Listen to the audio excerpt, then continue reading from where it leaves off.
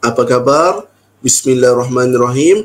Assalamualaikum warahmatullahi wabarakatuh dan salam Malaysia Madani. Baiklah, sebentar tadi sebelum kita mulakan kelas, ada sedikit intro iaitu iklan berkaitan dengan We4U. Jadi saya nak tambah sikit ataupun saya nak selit sikit apa itu We4U. Baik, jadi ini untuk ataupun bertujuan rakan-rakan guru yang ingin ataupun berhasrat untuk sambung belajar ke peringkat yang lebih tinggi, iaitu peringkat sarjana ataupun doktor falsafah ataupun PhD. Jadi kalau anda berhasrat ataupun berminat, bolehlah sertai We4U supaya anda dapat input ataupun maklumat yang berkaitan.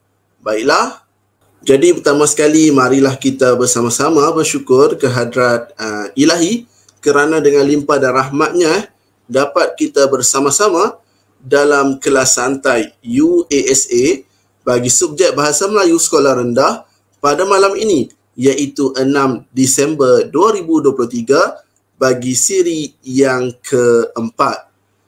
Baiklah, jadi pada malam ini saya akan fokuskan pada bahagian C juga, yang mana bahagian ini akan memberi markah sebanyak 10 markah, iaitu boleh dikatakan agak tinggi. Jadi adik-adik ataupun murid-murid sekalian, anda tidak boleh cuai ataupun anda tidak boleh main-main dalam menjawab soalan bahagian C ini. Baik, yang seterusnya saya juga mengambil peluang ini untuk mengucapkan jutaan terima kasih kepada mungkin ibu bapa, rakan-rakan guru dan juga murid-murid sekalian yang mana turut sertai kelas santai kita ataupun perkongsian santai pada malam ini. Baiklah, saya akan share skrin terlebih dahulu. Baiklah, jadi saya harap anda semua dapat melihat ataupun dapat menonton paparan yang sebaik mungkin. Baik, ini berkaitan dengan saya sedikit, iaitu saya Cikgu Syidi ataupun Muhammad Rashidi bin Abdul Manaf, yang mana sekarang berkhidmat di SJKC Bacang, Negeri Melaka. Baiklah. Baik, jadi pada malam ini saya akan fokuskan pada bahagian C juga.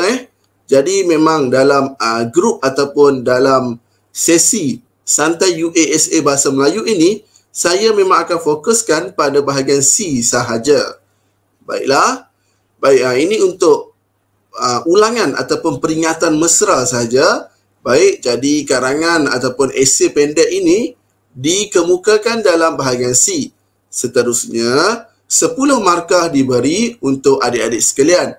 Yang mana kalau boleh, tujuan saya mengadakan sesi perkongsian santai ini supaya kalau boleh sebanyak mungkin anda dapat markah, dan kalau boleh memang nak anda dapat markah penuh 10. Baik, jadi karangan ini tidak boleh ditulis melebihi 50 patah perkataan. Yang ini saya ulang. Baik, jadi kalau ditanya adakah ataupun mengapa kita nak mengehadkan bilangan patah perkataan, sebenarnya bukan tujuan nak mengehadkan ataupun membataskan pemikiran murid. Tetapi dalam hal ini anda perlu mengikut peraturan ataupun kalau boleh ikutlah saranan yang diminta, iaitu tidak boleh melebihi 50 patah perkataan, ataupun kalau boleh dalam 55 tu maksimum lah tu. Jadi dengar cara yang betul supaya anda tidak tulis terlalu panjang. Jadi ini penting supaya tujuan UASA ni untuk membawa anda, untuk memandu anda ke SPM nanti. Baiklah, jadi karangan ini mesti terdiri daripada 3 bahagian, iaitu pengenalan, isi dan juga kesimpulan. Baik, jadi di sini juga penting. Kenapa? Sebab ada sesetengah ataupun boleh dikatakan kebanyakan buku UASA di pasaran yang mana saya lihat skema jawapannya terus menulis pada pendapat saya. Jadi di situ kita lihat tidak dikemukakan pengenalan dan juga kesimpulan.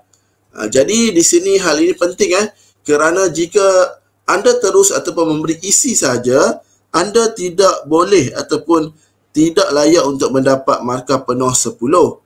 Mungkin lebih kurang 6 ataupun 7 sahaja. Jadi rugilah walaupun 3 ataupun 4 markah saja, tetapi ia tetap markah. Baik, seterusnya Karangan ini mesti ditulis dalam satu perenggan. Tak boleh lebih. Jadi di sini pun ada satu perenggan tu bermaksud kalau awal perkataan ataupun awal perenggan anda nak letak jarakkan pun dibenarkan. Kalau tak nak jarakkan, anda rapat dari tepi pun dibenarkan. Yang penting menampakkan ataupun menunjukkan satu perenggan sahaja. Dan yang terakhir, soalan bahagian C Bahasa Melayu UASA ni mirip soalan ulasan tingkatan 1 dan 2. Jadi penting supaya anda dapat menjawab soalan ini dengan sebaik yang mungkin. Baiklah, jom kita teliti soalan contoh untuk kita mengetahui kaedah menulis bahagian C. Di sini saya ingatkan ini merupakan soalan contoh saja. Mungkin dalam peperiksaan ataupun dalam ujian sebenar nanti soalan lain. Ini contoh supaya anda mendapat idea dan tahu serta faham bagaimana cara untuk menulis jawapan bagi bahagian C. Seterusnya, ini merupakan soalan baik gambar di sebelah, sepatutnya dalam soalan gambar di bawah tetapi dalam hal ini bila dalam paparan slide saya letakkan gambar di sebelah menunjukkan seorang murid sedang menjalankan aktiviti yang boleh mengatasi stres. Tulis pendapat kamu tentang cara-cara mengatasi stres. Jawapan kamu hendaklah dalam satu perenggan. Panjangnya jawapan kamu hendaklah tidak lebih daripada 50 patah perkataan. Baik, di sini saya memang galakkan anda baca lebih daripada satu kali. Dan berapa kali yang perlu baca soalan? Itu bergantung ataupun terpulang kepada anda. Yang penting anda mesti faham soalan supaya jawapan yang ditulis nanti menepati kehendak soalan. Baik, jadi kalau kamu lihat beberapa contoh soalan bahagian C sekalipun, dia ada lebih kurang kita panggil 3 perenggan, 3 ayat. Tetapi kamu lihat, dalam setiap ayat tu ada point ataupun isi yang perlu kamu gariskan supaya kamu dapat memenuhi kehendak soalan. Baik, dalam ayat pertama, kalau boleh kamu gariskanlah satu ayat tersebut. Gambar di sebelah menunjukkan seorang murid sedang menjalankan aktiviti yang boleh mengatasi stres. Baik, di sini kita kena faham apakah yang dimaksudkan dengan stres ataupun dalam bahasa lain tekanan. Jadi kena faham stres tu bagaimana. Bila anda baca anda dah tahu okey stres tu apa. Jadi supaya nanti bila dah hendak menulis jawapan anda dapat faham dan juga anda dapat memenuhi kehendak soalan tersebut. Baik, dalam ayat kedua pula kamu bulatkanlah cara-cara. Baik, di situ adalah kata kunci kata kunci yang mana itulah nanti isi kamu mesti memenuhi kehendak kata kunci tersebut. Cara-cara mengatasi stres. Kena faham juga mengatasi itu apa? Maksudnya cara-cara kita mungkin nak menghilangkan, mungkin nak mengelakkan, mungkin kita nak mengurangkan. Itu maksud mengatasi. Baik. Kemudian dalam ayat yang di bawah tu tidak lebih daripada 50 perkataan. Garislah supaya anda tidak lupa dan anda sentiasa ingat berapa kehendak soalan ataupun kehendak jumlah patah perkataan yang dibenarkan. Baiklah, ini gambar contoh saja. Baik, kalau kamu lihat dalam gambar ini sebenarnya dia dah bagi 3 isi Kau tengok betul-betul. Gambar pertama atau tak kisahlah yang mana yang pertama pun sebab dia tak tulis nombor. Jadi letak yang mana yang pertama pun tak jadi masalah. Baik, kita lihat ada gambar makan ataupun makanan tu isi piringku. Yang mana kita lihat boleh dikatakan seperti pinggan suku-suku separuh mungkinlah mungkin ataupun mungkin kita kata untuk mengatasi stres ni mungkinlah kena makan makanan yang berkhasiat, terdiri daripada banyak sayur-sayuran dan juga buah-buahan, ataupun mungkin juga kita katakan menepati sukatan yang betul. Gambar tentang makanan. Baik, gambar yang kedua nampak seorang ataupun ada individu yang melakukan senaman. Jadi di situ maklumatnya memang berkaitan dengan senaman ataupun sukan. Jadi itu antara cara yang diberikan untuk mengatasi stres. Baik, gambar yang ketiga pula kita lihat gambar tidur. Jadi di situ apa maksudnya? Mungkin perlu tidur dan rehat yang secukupnya. Jadi di situ gambar dah diberi 3 sebenarnya dah mengandungi isi. Cuma bagaimana anda nak mengeluarkan idea tersebut.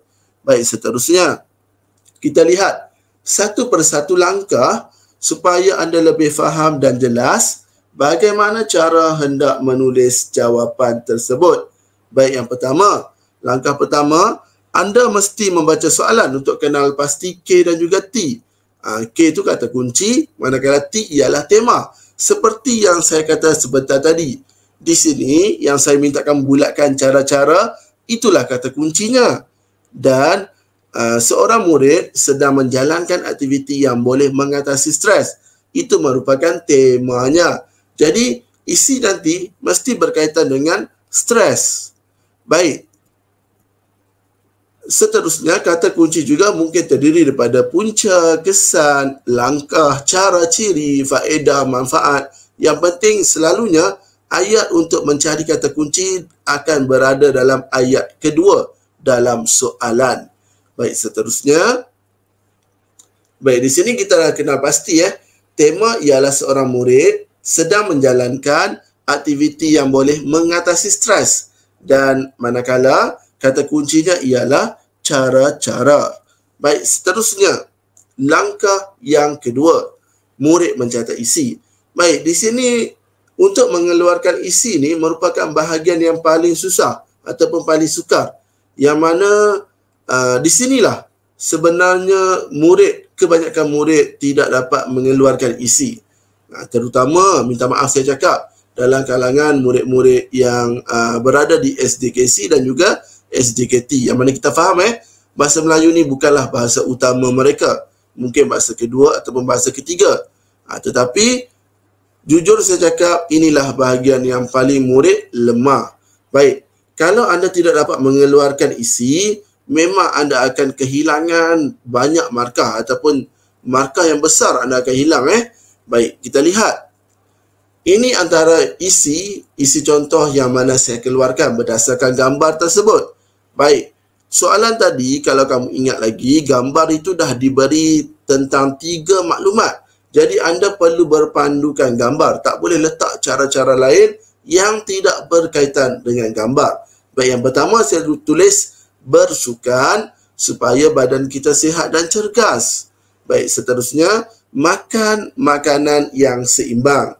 Dan yang ketiga, tidur dan rehat yang secukupnya. Kalau anda nak tulis ayat ataupun ayat tidak sama seperti dalam ni pun boleh. Yang penting mesti berkaitan dengan maklumat dalam gambar sebentar tadi. Baik, suka saya nak ingatkan, isi tak perlu huraian kerana bahagian C ni anda tidak perlu tulis huraian. Cukup sekadar ayat tunggal ataupun mungkin boleh ditambah ayat majmuk supaya nampak lebih cantik ataupun supaya jumlah perkataan itu betul-betul mencukupi jumlah yang dibenarkan. Baik, seterusnya langkah yang ketiga, menulis pengenalan. Kita lihat ayat pengenalan hendaklah ditulis dengan berdasarkan tema. Jadi di sini saya nak ingatkanlah cara yang mudah untuk anda kenal dan ingat untuk menulis pengenalan. Ambillah ayat pertama dalam soalan sebentar tadi. Kita lihat. Ini merupakan ayat pertama. Gambar di sebelah menunjukkan seorang murid sedang menjalankan aktiviti yang boleh mengatasi stres.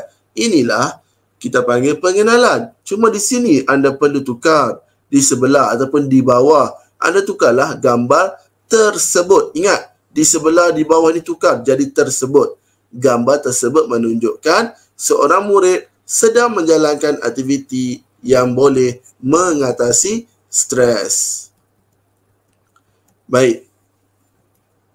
Kita lihat. Ini tema yang telah kita dapat, minta maaf bukan tema, pengenalan yang telah kita dapat sebentar tadi berdasarkan tema. Baik, langkah yang keempat, menulis ayat arahan ataupun kita panggil AA dan juga isi yang pertama.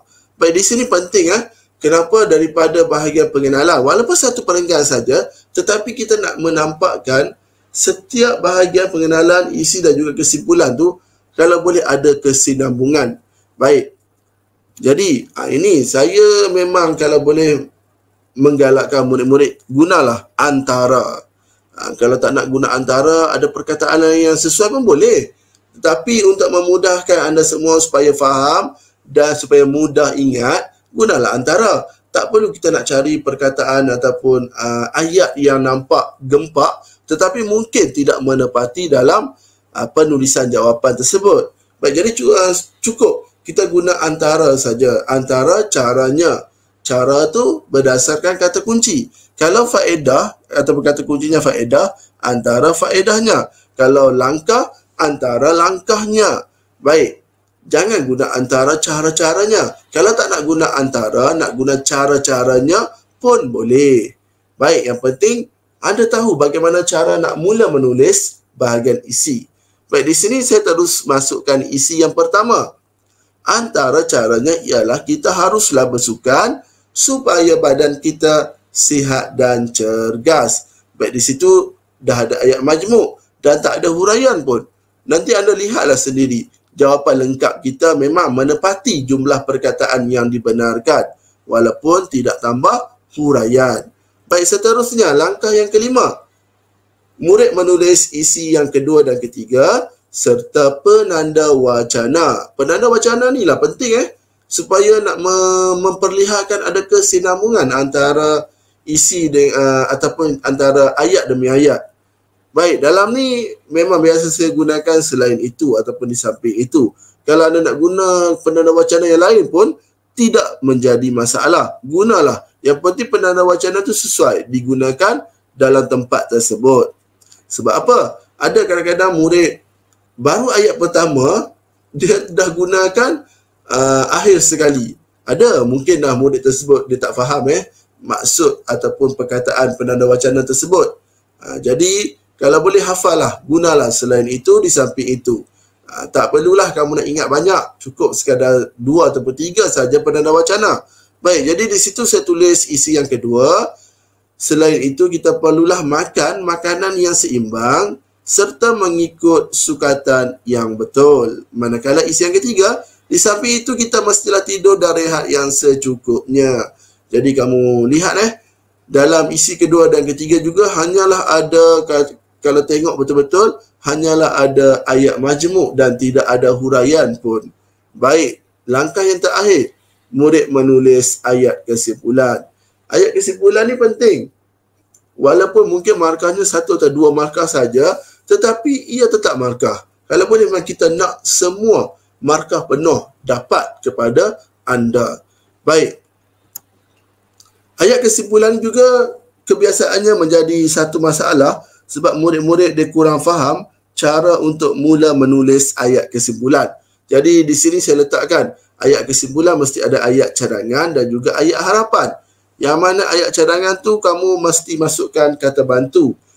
Seperti perlulah, mestilah, haruslah, wajarlah dan banyak lagi Baik, dan ayat harapan pula mesti ada kata hubung panjangan keterangan harapan seperti agar, supaya ataupun semoga. Baik, contoh saya berikan kesimpulan dalam soalan ataupun penulisan jawapan ini. Kesimpulannya, nanti kalau dalam ayat tak perlulah tulis kurungan A cadangan tu, ayat cadangan tak perlu. Itu contoh saja supaya anda kenal mana satu ayat cadangan, mana satu ayat harapan. Baik, kesimpulannya, stres perlulah diatasi. Kenapa? Sebab sekarang ni kita cerita berdasarkan tema. Tema kita stres. Stres ataupun cara mengatasi stres. Jadi kita ambil balik. Stres perlulah diatasi.